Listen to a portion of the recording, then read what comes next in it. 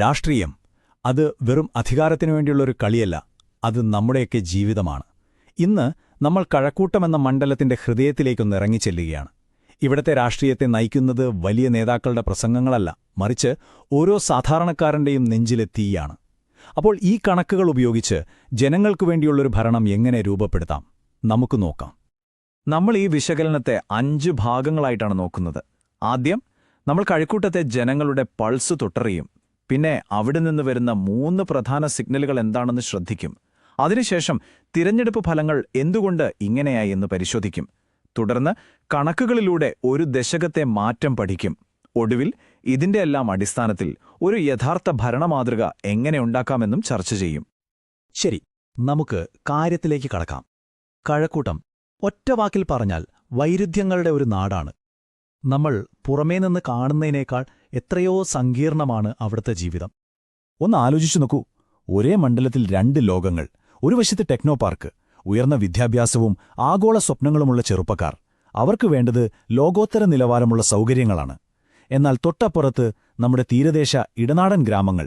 അവിടുത്തെ ജീവിതം ഇപ്പോഴും മീൻവരയിലും ഗൾഫിൽ നിന്ന് വരുന്ന പണത്തിലുമാണ് കെട്ടിപ്പടുത്തിയിരിക്കുന്നത്. അവരുടെ ഏറ്റവും വലിയ ആധി കുടിവെള്ളവും സാധനങ്ങളുടെ വിലക്കയറ്റവുമാണ്. ഈ 2 യാഥാർത്ഥ്യങ്ങളെയും ഒരുമിച്ച് കൊണ്ടുപോകാൻ കഴിയുന്നവർക്കേ കഴക്കൂട്ടത്ത് ഭരിക്കാൻ സാധിക്കൂ. 2021 കണക്ക് നോക്കൂ. 71% ആളുകൾ വോട്ട് ചെയ്തു.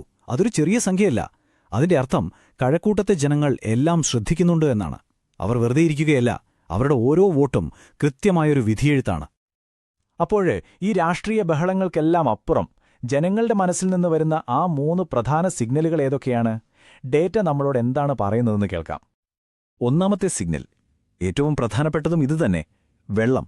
കേരള വാട്ടർ അതോറിറ്റി പറയുന്നത് കഴക്കൂട്ടത്ത് ഒരു ദിവസം 1 കോടി ലിറ്റർ വെള്ളത്തിന്റെ കുറവുണ്ടെന്നാണ്. ഒന്ന് ഓർത്തു നോക്കൂ, ഇതൊരു കണക്ക് മാത്രമല്ല, ആയിരക്കണക്കിന് കുടുംബങ്ങൾ ദിവസവും അനുഭവിക്കുന്ന ദുരിതത്തിന്റെ ആഴമാണ് ഈ സംഖ്യ കാണിക്കുന്നത്. ഇനി രണ്ടാമത്തെ കാര്യം, നമ്മുടെയെല്ലാം പോക്കറ്റ് കാലിയാക്കുന്ന വിലക്കയറ്റം. ഏകദേശം 6% നാണയപ്പെരുപ്പം. ഒരു സാധാരണ കുടുംബത്തിന്റെ ബഡ്ജറ്റ് താളം തെറ്റാൻ ഇത് തന്നെ ധാരാളം. അരിയുടെയും പയറിന്റെയും വില കൂടുമ്പോൾ ആദ്യ കൂടുന്നത് അടുക്കളയിലാണ്. ആ ആദ്യ വോട്ടിംഗ് മെഷീനിലും കാണും, ഒരു സംശയവും വേണ്ട. മൂന്നാമത്തെ സിഗ്നൽ, ഇവിടത്തെ രാഷ്ട്രീയത്തിന്റെ അടിത്തറ മാറുന്നു എന്നതാണ്. 2021 വോട്ട് ഷെയർ നോക്കൂ. LDF അവരുടെ ശക്തി കൂട്ടി 46% എത്തി. NDA ഏകദേശം 29% വോട്ടോടെ 2ാം സ്ഥാനത്ത് ഉറച്ചു നിൽക്കുന്നു. എന്നാൽ UDFന് സംഭവിച്ചതെന്താണ്? അവരുടെ വോട്ടിൽ വലിയൊരു ഇടിവ് സംഭവിച്ചിരിക്കുന്നു. കഴക്കൂട്ടത്തെ രാഷ്ട്രീയ ഭൂപടം മാറുന്നു എന്നതിന്റെ ഏറ്റവും വ്യക്തമായ തെളിവാണിത്. തിരഞ്ഞെടുപ്പ് ഫലങ്ങളുണ്ടാകുന്നത് ഏതെങ്കിലും ഒരു വ്യക്തിയുടെ കഴിവുകൊണ്ടോ കഴിവുകേടുകൊണ്ടോ മാത്രമല്ല. അതിന് വ്യവസ്ഥാപരമായ ഒരുപാട് കാരണങ്ങളുണ്ട്. നമുക്ക് വ്യക്തികളെ മാറ്റിവെച്ച് ഇവിടുത്തെ സിസ്റ്റം എങ്ങനെ പ്രവർത്തിക്കുന്നു എന്ന് പരിശോധിക്കാം. എന്തുകൊണ്ട് കാര്യങ്ങൾ ഇങ്ങനെയായി? ഭരണത്തിലിരിക്കുമ്പോൾ ഒരു വലിയ വെല്ലുവിളിയുണ്ട്. നാട്ടിൽ എന്തു പ്രശ്നമുണ്ടായാലും, അത് വെള്ളമില്ലാത്തതായാലും റോഡ് പൊളിഞ്ഞതായാലും, ജനങ്ങൾ ആദ്യം നോക്കുന്നത് ഭരണത്തിലിരിക്കുന്നവരുടെ മുഖത്തേക്കാണ്. എല്ലാ സിസ്റ്റം ഫെയിലിയറിന്റെയും ഉത്തരവാദിത്വം ഭരണകക്ഷിയുടെ തലയിലാവും. അതാണ് ഇൻകംബൻസി നേരിടുന്ന ഏറ്റവും വലിയ ഭാരം. ഇനി പ്രതിപക്ഷത്തിന്റെ കാര്യമെടുക്കാം.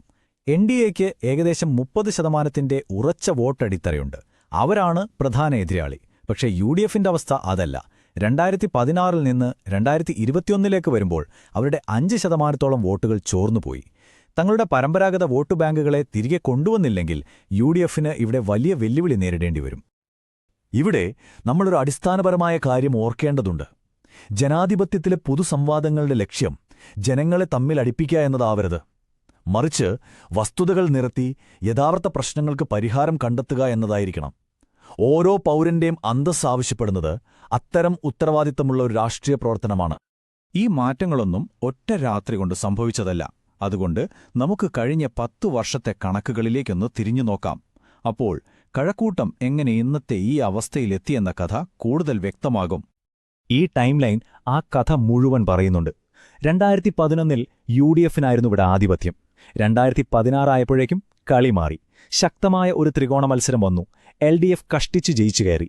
എന്നാൽ 2021 ചിത്രം പൂർണ്ണമായും മാറി. LDF തങ്ങളുടെ നില മെച്ചപ്പെടുത്തി.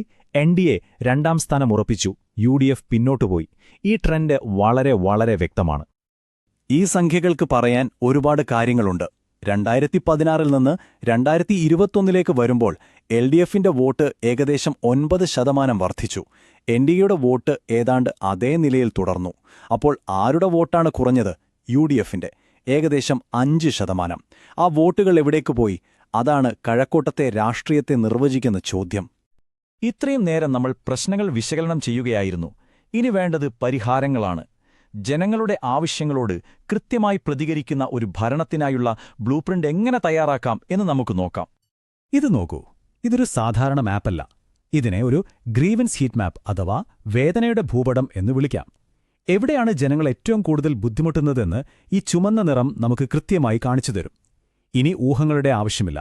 എവിടെയാണ് അടിയന്തരമായി ശ്രദ്ധ വേണ്ടതെന്ന് ഡാറ്റ തന്നെ പറഞ്ഞുതരും. ഒരു മികച്ച ഭരണത്തിന് 3 തൂണുകൾ അത്യാവശ്യമാണ്. 1. തൊഴിലും വികസനവും. ടെക്നോപാർക്കിനെ പിന്തുണയ്ക്കുന്നതിനൊപ്പം സാധാരണക്കാർക്ക് തൊഴിൽ നൽകുന്ന പദ്ധതികളും വേണം. 2. അടിസ്ഥാന സൗകര്യങ്ങൾ. അതിലേറ്റവും പ്രധാനം വെള്ളം. ഒരു എമർജൻസി വാട്ടർ പ്ലാൻ തന്നെ വേണം.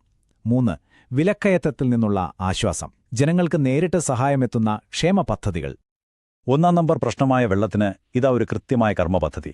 ഉടൻ ആശ്വാസത്തിന് കൂടുതൽ ടാങ്കറുകൾ എത്തിക്കുക, പരാതികൾ പറയാൻ ഒരു ഹെൽപ്പ് ലൈൻ, ഓടിയെത്താൻ ഒരു ടീം.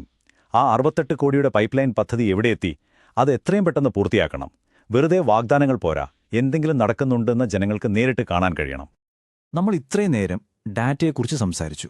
പക്ഷെ ഒരു കാര്യം മറക്കരുത്, ഡാറ്റ എന്ന് പറയുന്നത് വെറും അക്കങ്ങളല്ല, അത് മനുഷ്യരാണ്. ഓരോ പൗരന്റെയും വ്യക്തിവിവരങ്ങൾ അവരുടേത് മാത്രമാണ്. ഇന്ത്യയുടെ DPDP നിയമപ്രകാരം അവരുടെ സമ്മതമില്ലാതെ അതുപയോഗിക്കുന്നത് നിയമവിരുദ്ധമാണ്. പക്ഷെ ഇത് നിയമത്തിന്റെ മാത്രം കാര്യമല്ല, ഇത് വിശ്വാസത്തിന്റെ കൂടി പ്രശ്നമാണ്. ഓരോ വ്യക്തിയുടെയും അന്തസ്സിനെ മാനിക്കുന്നിടത്താണ് നല്ല ഭരണം തുടങ്ങുന്നത്. അപ്പോൾ അവസാനം നമ്മൾ ഈയൊരു ചോദ്യത്തിലാണ് എത്തുന്നത്.